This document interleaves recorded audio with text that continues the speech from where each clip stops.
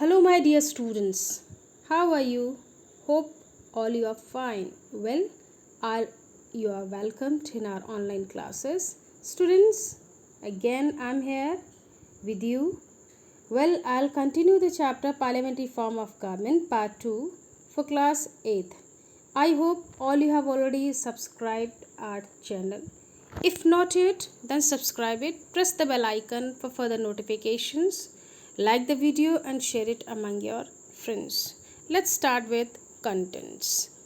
And contents are Union Executive, the government, President, formal head, Vice President, Prime Minister, real head, Council of Ministers, and civil servants.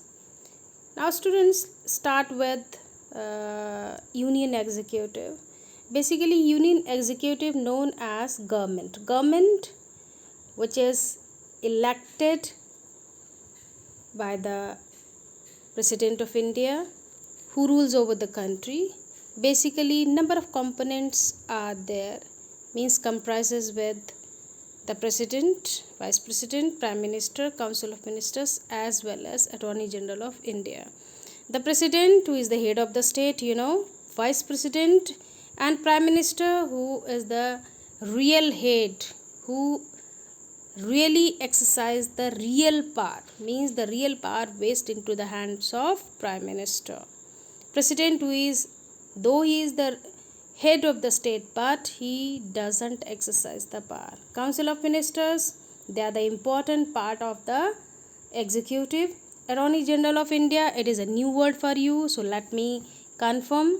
Attorney General, basically student, he is the highest law making body, highest law making officer, and in other words, if I say, like, Indian government's chief legal advisor and is primary lawyer in the Supreme Court of India. It can be said to be the advocate from government's side, because he is responsible to assist the government in all its legal matters. Now, the President of India. Student, President is the elected head of the state of Indian Republic. He is the elected indirectly. He is elected even a body that called an electoral college. Electoral college means the body which is composed of elected members of Lok Sabha as well as Rajya Sabha and the state legislative assemblies. As I told you, it's term 5 years. Now, it can be, means president can be re-elected also for second term. Now, powers of president I have mentioned: legislative powers, executive, judicially, financially, and emergency powers. So let me tell you all the powers in detail. First of all, let's start with legislative powers. Student, our president, as I told you, very important organ of the legislative. So according to the legislative powers, he has the power to summon the sessions of the parliament. He has the power to dissolve the Lok Sabha also. He nominates 12 members of special knowledge and practical experience to the Rajya Sabha and 2 members to the, means 2 members to the Lok Sabha from the Anglo-Indian community, means 12 members for Rajya Sabha and 2 members for Lok Sabha, especially from Anglo-Indian community. Now, a bill cannot be an act of Indian Parliament unless and until it receives the assent of the President. Now, next, that is executive powers, students. Executive powers, basically those powers in which he appoints number of high officials. First of all, let's start with like Prime Minister of India along with Council of Ministers, all are appointed by the President. Apart of that, He also appointed high officials like Attorney General of India, judges of Supreme Court, High Court, Governor of States, Chief Election of Commission, and so on. The President has power to remove them whom he appoints. Means he also has the power to those whom he appoints, he can remove them also. He is the supreme commander of Indian Defence Forces like Army, Air Force, and the Navy. Next, that is judicial powers. Students, he has the power to grant pardon or remission of punishment to any convict, particularly in all cases involving punishment with death. Next, that is financial powers. Under this power, no money bill can be introduced in the parliament without his prior notice or prior recommendations. Even he appoints the finance commission also. The last one, that is emergency powers. Number of emergency powers are there, like national emergency. If we talk about like national emergency, especially emergency that could be declared because of war or external aggression or internal disturbance. Internal disturbance means civil or internal conflict among different religion or different caste, especially different religion. Next, failure of constitutional machinery in a state. If he feels, means if president feels constitutional machinery breakdown in a particular state, he take over the administration in his hand and put presidential rule. Financial emergency also. Now position I have told you, the President of India should be just a formal head, means though he is a head but he doesn't exercise his power. The real power is into the hands of Prime Minister of India. Now Vice President. Student, Vice President of India is elected by the members of the two houses of Parliament. He also normally holds office for term of 5 years. If he want, he can resign by writing a letter of resignation to the president. He can be removed from office by impeachment. Same there, same case with president also. If we want to remove president from his or her office, obviously we can means in parliament impeachment is put against him or her. Now term of office, told you 5 years. Functions, he presides over the Rajya Sabha as it is a ex officio chairman or officiate as the President of India in the president. Means he presides over the Rajya Sabha as its ex officio chairman, officiates as the President of India in the President's absence. Now Prime Minister. Student, Prime Minister, that is the real head of the Union Executive. He heads the Central Council of Ministers and chooses the minister, presides over the meetings, coordinate their work, and of course number of functions he does. Students, let me tell you about the detail like formation of the Council of Ministers. The Prime Ministers form the Council of Ministers as he distributes portfolios among them according to their ability. To increase and decrease the number of ministers is in the power of Prime Minister. Means he can decrease or increase the number of ministers. It is also one of the power of Prime Minister. Now head of the executive, real executive power of the country is in the hands of Council of Ministers. Thus, the Prime Minister is the chief organ of Union Executive and head of the administration. The constitution itself recognizes him as the leader of Council of Ministers. The next one, head of the administration.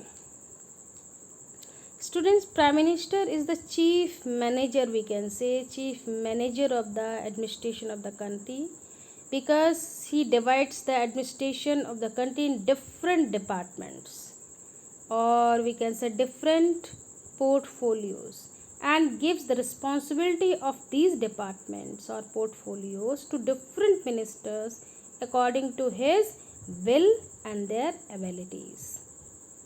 He also determines their policies. He is held responsible for any serious fault in any department. Next, head of the cabinet. Prime Minister is the head of the cabinet because he decides the time of the meetings and prepares the agenda for it. He presides over the meetings of the cabinet. Next, leader of Lok Sabha. He is the leader of Lok Sabha because all important policies are declared by him in the Lok Sabha. Prime Minister is a link between the President and the Council of Ministers. Yes, students, he is an important link between the President and the Council of Ministers because he keeps the President informed about the policies and the decisions of the Council of Ministers regularly, and the President conveys his messages and advices to the Council of Ministers through the Prime Minister. Next, or we can say the last point, leader of the nation. Yes, student, Prime Minister of India, he is the leader of the nation or the country. Whole administration of the country is in his hands, and he has many important powers. The people depend on him for the development of the country. Above all, he is the voice of the nation. Now, Council of Ministers. Students, the real power of the executive rests with the Prime Minister and his Council of Ministers. The executive works through different departments of the government, including defense, finance, industry, agriculture, and so on. Council of Ministers, they are usually categorized into three parts like Cabinet Ministers, Minister of State, and Deputy Ministers. If we talk about Cabinet Ministers, students, they are the top class ministers because they hold the portfolios, some special important portfolios they shoulder up. They has given the charge of portfolios. And now Minister of State, these ministers works under them, means they work under the cabinet ministers. And the Minister of State may also be given charge of a portfolio. There are deputy ministers who help the cabinet ministers as well as the Minister of State. This is the third category of ministers. Now, civil servants. Students, civil servants is responsible, or the civil service we can say, is responsible for performing the day-to-day administrative work in government departments other than the armed forces. It consists of officials, means those who are the officers. Basically, these officers are known as civil servants.